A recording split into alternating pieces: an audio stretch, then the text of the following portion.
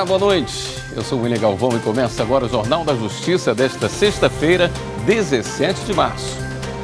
Ministro Ricardo Lewandowski, do Supremo Tribunal Federal, suspende a aplicação da norma que restringe indicações de conselheiros e diretores para as estatais. Este é um dos destaques de hoje e você acompanha também nesta edição. Plenário virtual do STF já formou maioria para proibir policial e militar da ativa de atuarem como advogado em causa própria. Ministros do Supremo julgam a validade de lei do Distrito Federal que permite o parcelamento de multas de trânsito em até 12 vezes.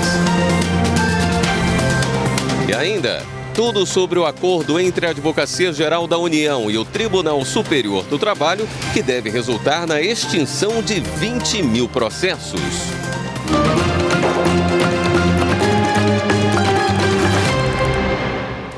O plenário do Supremo confirmou por unanimidade a anulação do contrato de cessão de uso do arquipélago de Fernando de Noronha para o Estado de Pernambuco, firmado em 2002. A decisão foi tomada em sessão virtual, especialmente convocada para esse fim. Segundo o relator, ministro Ricardo Lewandowski, o contrato foi celebrado sem autorização do Poder Legislativo, que tem a prerrogativa de dispor sobre os bens de domínio público. No voto, o relator defendeu que a cessão de bens de uso comum ao povo a outros entes não é mero ato discricionário da administração. A decisão preserva os atos administrativos praticados durante a vigência do contrato, sem prejuízo da possibilidade de revisão pelo Poder Público. O ministro Ricardo Lewandowski, do Supremo Tribunal Federal, suspendeu efeitos de parte da lei das estatais. A norma previa uma quarentena para a nomeação de políticos. Acompanhe mais detalhes com Anderson Arcoverde. A lei das estatais foi aprovada em 2016 no governo de Michel Temer. O trecho suspenso restringe indicações de conselheiros e diretores que sejam titulares de alguns cargos públicos ou que tenham atuado nos últimos 3 anos como dirigente de partido político ou na organização e realização de campanha eleitoral. No fim do ano passado, o PCdoB entrou com ação direta de inconstitucionalidade no STF, questionando essa quarentena estabelecida na norma. Na semana passada, a ação começou a ser julgada no plenário virtual, mas o julgamento foi suspenso após pedido de vista do ministro André Mendonça. Na decisão cautelar, o ministro Ricardo Lewandowski afirmou que, apesar de louváveis as intenções de evitar o suposto aparelhamento político das estatais, a exigência de quarentena criou discriminações desproporcionais, sem levar em conta nenhum parâmetro técnico ou profissional. Ele afirmou ainda que o prazo de 3 anos não é razoável, até porque essa quarentena não é estabelecida para quem exerce cargo em organização sindical. A decisão provisória do ministro deverá ser analisada no plenário virtual da Corte. Policial e militar da ativa são proibidos de atuar como advogados em causa própria. Esse é um entendimento já formado pela maioria dos ministros do Supremo Tribunal Federal em julgamento que termina hoje à noite no plenário virtual. Os detalhes com a repórter Marta Ferreira. O questionamento partiu do Conselho Federal da Ordem dos Advogados do Brasil, que alega serem inconstitucionais alterações feitas no Estatuto da Advocacia no ano passado, que autorizam o exercício da profissão em causa própria por policiais e militares na ativa. A entidade alega que o Estatuto considera algumas atividades incompatíveis com a advocacia, incluindo policiais, militares na ativa e membros do Judiciário e do Ministério Público. A razão é o recebimento de proventos pelos cofres públicos por esses profissionais. Outro motivo é evitar a possibilidade de tráfico de influência e a redução da independência profissional. O caso foi levado para julgamento em sessão no plenário virtual sob a relatoria da ministra Carmen Lúcia, que aceitou o pedido da OAB. Ela destacou no voto que não há possibilidade de se conciliarem essas atividades com o exercício da advocacia, ainda que na atuação em causa própria, sem que ocorram conflitos de interesses e derrogação de regimes jurídicos pertinentes a cada carreira em particular. Assim, entendeu que a advocacia simultânea, mesmo em causa própria, exercida por policiais e militares, põe em risco a boa administração da justiça, privilegiando esses servidores relativamente aos demais advogados, além de comprometer o bom e regular funcionamento das instituições de segurança pública. O julgamento termina hoje à noite e até agora a maioria dos ministros está seguindo integralmente o voto da relatora. Também no plenário virtual, os ministros do STF começaram a julgar a validade da lei do Distrito Federal, que permite o parcelamento de multas de trânsito em até 12 vezes. Viviane Novaes. A discussão no Supremo é sobre uma lei de 2015. Segundo o texto, no Distrito Federal, as multas podem ser parceladas em até 12 vezes. O pagamento também pode ser feito pelo cartão de crédito. A Procuradoria-Geral da República questionou a validade dessa lei. Alegou que só a União pode legislar sobre trânsito e transporte, como prevê a Constituição Federal. A PGR também afirmou que os estados e o Distrito Federal somente poderiam disciplinar sobre o assunto depois de uma lei complementar federal que até o momento não foi editada. O julgamento no plenário virtual do Supremo começou nesta sexta-feira. O relator já votou. Para o ministro Ricardo Lewandowski, a lei do Distrito Federal é inconstitucional. De acordo com o relator, não se ignora a boa intenção da lei distrital de criar mecanismos facilitadores da quitação dos débitos pelos motoristas penalizados, principalmente levando-se em conta os motoristas que fazem de seus veículos automotivos instrumentos para seu trabalho. Mas o ministro afirma que a jurisprudência do STF é pacífica no sentido de que é inconstitucional normas estaduais que facultam o pagamento parcelado de multas decorrentes de infrações de trânsito, por usurparem competência privativa da União. O julgamento no plenário virtual tem prazo para terminar até o dia 24 de março. A Advocacia Geral da União e o Tribunal Superior do Trabalho firmaram nesta semana um acordo de cooperação técnica para reduzir os litígios que discutem a responsabilidade da União nos casos de inadimplência de empresa contratada para prestação de serviços terceirizados. A expectativa é que cerca de 20 mil processos sejam extintos.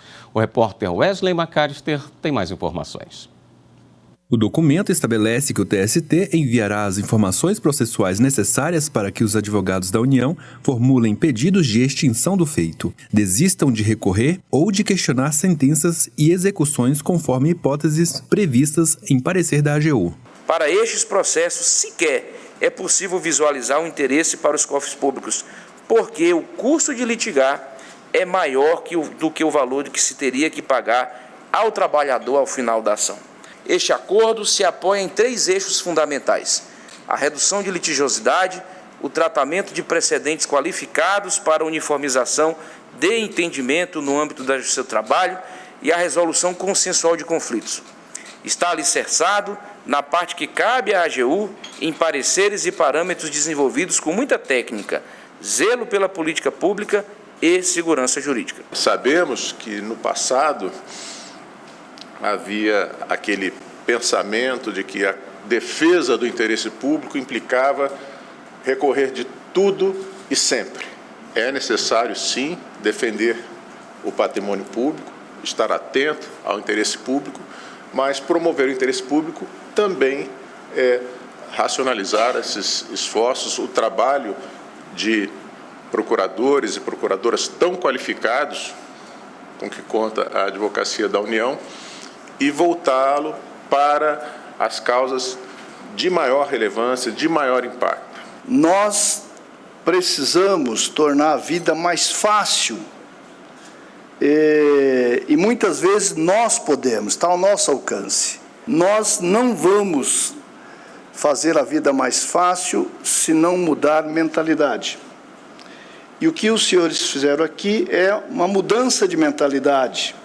Sair da mentalidade de litigar, disputar, para o entendimento, a construção do entendimento. A cooperação entre a AGU e TST prevê ainda que os tribunais regionais do trabalho e as procuradorias regionais da União e procuradorias da União nos estados podem firmar acordos de cooperação no âmbito de suas competências e ajustar planos de trabalho específicos entre eles, assim como outras ações que entenderem pertinentes, para a plena execução do objeto do acordo e adotando as cláusulas dele como parâmetro. A seguir, a gente fala sobre a lei do silêncio. Voltamos em instantes.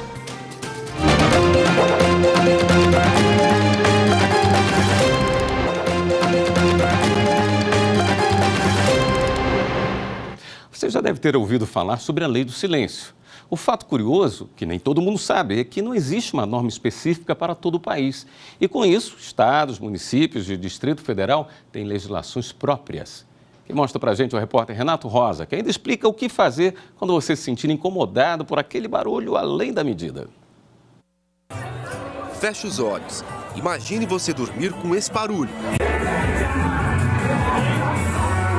Som alto e conversa já tiraram o sossego do George muitas vezes. Para mim é uma situação bem estressante, sem condições nenhuma de poder você descansar e relaxar depois de um trabalho, jornada de trabalho. Bares, restaurantes, casas de show são os que mais geram reclamações.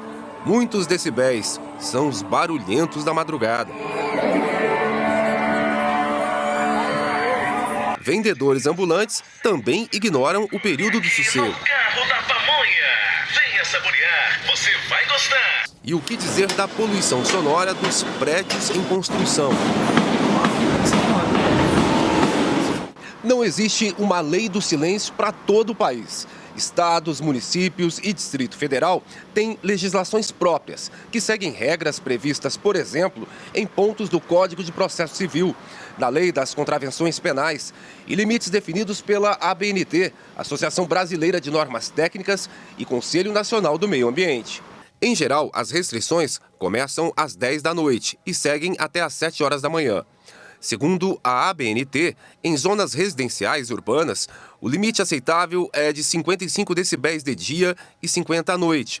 No centro das cidades, 65 decibéis de dia e 60 à noite. Em áreas industriais, 70 decibéis de dia e 65 à noite. Se não houver respeito aos limites, a punição vai de advertência a multas. O estabelecimento também pode ser embargado, sofrer interdição parcial ou total e até ter cassada a licença de funcionamento. E aí, está incomodado com o barulho perto da sua casa? A Ana Carolina é advogada e orienta. Primeiro, é importante realizar o registro através de vídeos. Em segundo lugar, é recomendável que seja feito o registro de boletim de ocorrência na delegacia mais próxima. Especialistas afirmam que 70 decibéis podem ser atingidos em praças de alimentação de shoppings ou ruas com tráfego intenso. O impacto está na saúde. O ruído leva a uma maior produção de cortisol, conhecido como o hormônio do estresse. A advogada faz um alerta para pedir punição mais rígida para quem não está nem aí com a poluição sonora que produz. Uma série de penalidades que podem ser aplicadas, que vão desde a aplicação de multa até a interdição total do estabelecimento. Existe ainda uma repercussão penal. A produção excessiva de som poderá configurar a prática de uma contravenção penal chamada de perturbação ao sossego. E temos ainda o reflexo cível. O responsável pelo ato poderá vir a ser responsabilizado pelo pagamento de uma indenização pelos transtornos causados às vítimas. Em Brasília, um bar da Asa Sul foi condenado no ano passado a pagar indenização a 4 moradores de um prédio vizinho que acionaram a justiça. O juiz determinou o pagamento de R$2.000 para cada pessoa. O bar recorreu da decisão. Edna disse que passa longe de barulho, gosta de viver com tranquilidade. Para ela, o ideal é que prevalecesse a educação, o bom senso. Passou do limite de horário e com volume muito alto, eu acho que é até desrespeitoso. Embora eu goste de festa, música e tudo, mas eu acho que tem que ter esse cuidado. Como de um vizinho para o outro, também do comércio para quem mora na residência, né? A terceira turma do Superior Tribunal de Justiça autorizou a penhora online de ativos financeiros para assegurar o pagamento de pensão alimentícia num caso em que os requerentes não forneceram os dados da conta na qual deveria haver o bloqueio. Rafael Porfírio. Na fase de execução de uma ação de alimentos, não foi possível localizar patrimônio penhorável suficiente. Por isso, os autores pleitearam o bloqueio de ativos financeiros, o que foi indeferido pelo juiz. O Tribunal de Justiça de Mato Grosso do Sul manteve a decisão, sob o fundamento de que, para evitar a prática de crime pelo magistrado, a parte deveria ter indicado os dados das contas do executado. No STJ, os recorrentes sustentaram que não existe previsão legal para as exigências feitas pela corte local e que não havia abuso de autoridade por parte do magistrado ao determinar a penhora online. A terceira turma deu provimento ao recurso especial e a relatora, ministra Nancy Andrighi, ressaltou que, por falta de previsão legal, não se pode condicionar o bloqueio de valores ao fornecimento dos dados bancários do executado pelo credor, tampouco a uma periodicidade mínima ou a modificação de alguma circunstância factual. A ministra apontou que, nos termos da lei, cabe ao executado demonstrar a impenhorabilidade dos valores para obter a liberação. Terminou hoje no STJ o Simpósio Internacional de Direito do Patrimônio Cultural e Natural. Foram 3 dias de longos debates com ministros e especialistas sobre o tema. No último dia do simpósio, ministros e especialistas analisaram os resultados das discussões do evento e os desafios emergentes na proteção do patrimônio cultural e natural. O ministro Og Fernandes, vice-presidente do STJ, destacou o compromisso do tribunal com os 46 enunciados aprovados durante o evento. Nós iremos atuar como verdadeiros guardiões daquilo que está estabelecido aqui. Esse é um compromisso que o Superior Tribunal de Justiça, através das turmas de direito público, assume. O encerramento contou ainda com uma palestra da ex-presidente do Supremo Tribunal Federal, ministra Carmen Lúcia, que falou sobre os avanços e os desafios na proteção do patrimônio cultural e natural. Eu tenho repetido que o direito existe para que as pessoas tenham mais possibilidade de se fazerem felizes uns com os outros, no espaço físico, no espaço mesmo das relações pessoais. Tudo isso passa pelos temas que foram discutidos aqui. A íntegra do simpósio pode ser assistida no canal do STJ no YouTube. O Tribunal Superior Eleitoral realizou hoje o evento Mulheres em Posição de Liderança, uma questão de equidade. A repórter Juliana Soares conta como foi. A doutora e professora Gisele Slack foi convidada para dar uma palestra sobre a falta de mulheres em posições de liderança. Ela falou da participação feminina na história da sociedade e lembrou que, na antiguidade, as mulheres nem mesmo tinham acesso à democracia. Gisele usou a diferença de salários de homens e de mulheres como exemplo da falta de igualdade entre os gêneros. A ministra Maria Cláudia Buchianeri, do Tribunal Superior Eleitoral, também participou do evento. A ministra levantou a importância de lideranças femininas em instituições como o TSE. Ela citou a ministra Carmen Lúcia, que foi a primeira presidente mulher do Tribunal Superior Eleitoral. O evento foi parte das comemorações pelo Dia Internacional da Mulher. E a Escola Judiciária Eleitoral da Paraíba também promoveu um seminário em homenagem às mulheres. Mariana Fabre.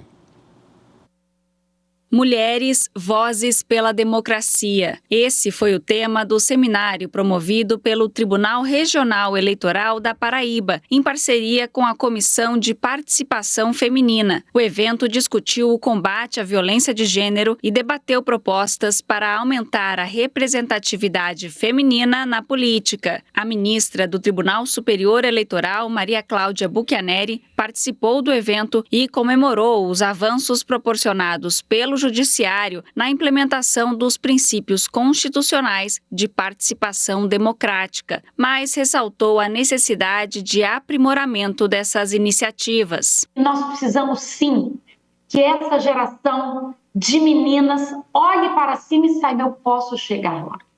E para que isso aconteça, a gente precisa abrir os espaços de poder para as mulheres. No próximo bloco, Justiça Trabalhista da Bahia promove mediação pré-processual para ajudar empresários e trabalhadores na resolução de conflitos. Voltamos a instantes.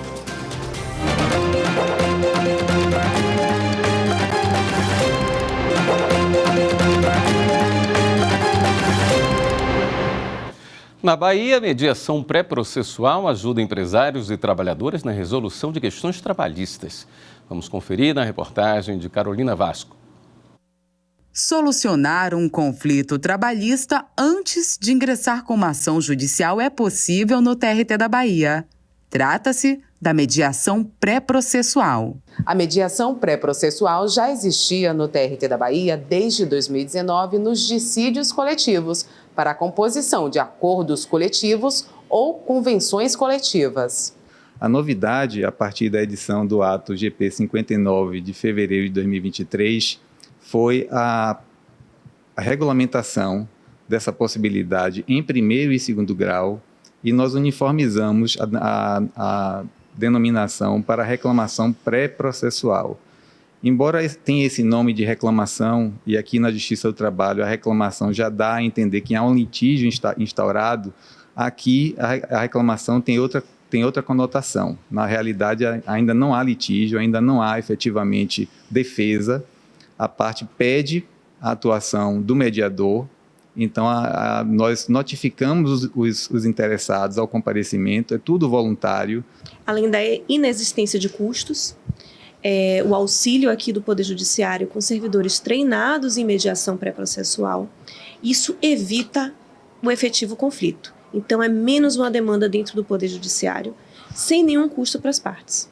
O presidente da ABAT, Rodrigo Olivieri, percebe a solução como positiva. Então, beneficia toda a sociedade, desde o trabalhador, o empregado, o judiciário, que tem as suas demandas, suas dificuldades orçamentárias, né? Déficit de servidores, como a gente conhece.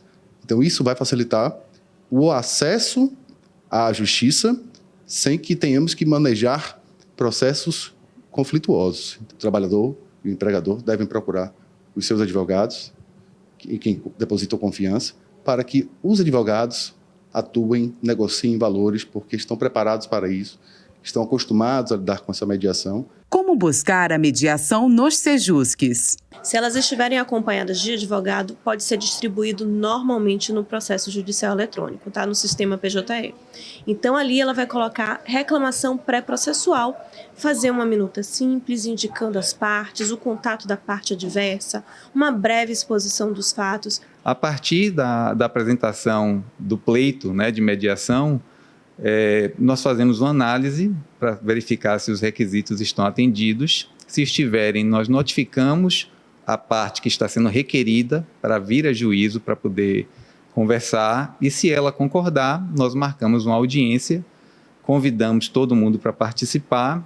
As audiências são designadas de forma presencial.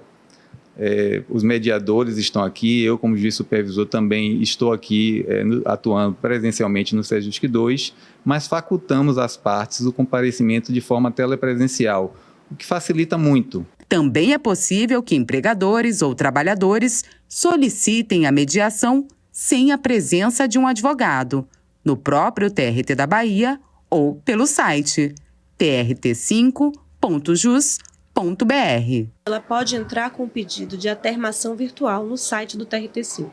Na parte serviços, ela vai clicar essa opção e ali ela vai ter a possibilidade de indicar ou uma reclamação trabalhista ou uma mediação. No caso da mediação, não é um processo, é uma chamada para uma conversa intermediada pelo Poder Judiciário. Magistrados que já têm formação para dar aulas são capacitados em Mato Grosso. O objetivo é o aprimoramento do corpo docente e melhoria da entrega jurisdicional. Reportagem de Fernanda Fernandes. O segundo encontro de formadores da Escola Superior da Magistratura de Mato Grosso reuniu na sede da instituição 15 magistrados e magistradas que já possuem formação para dar aulas, tanto para o público interno quanto externo.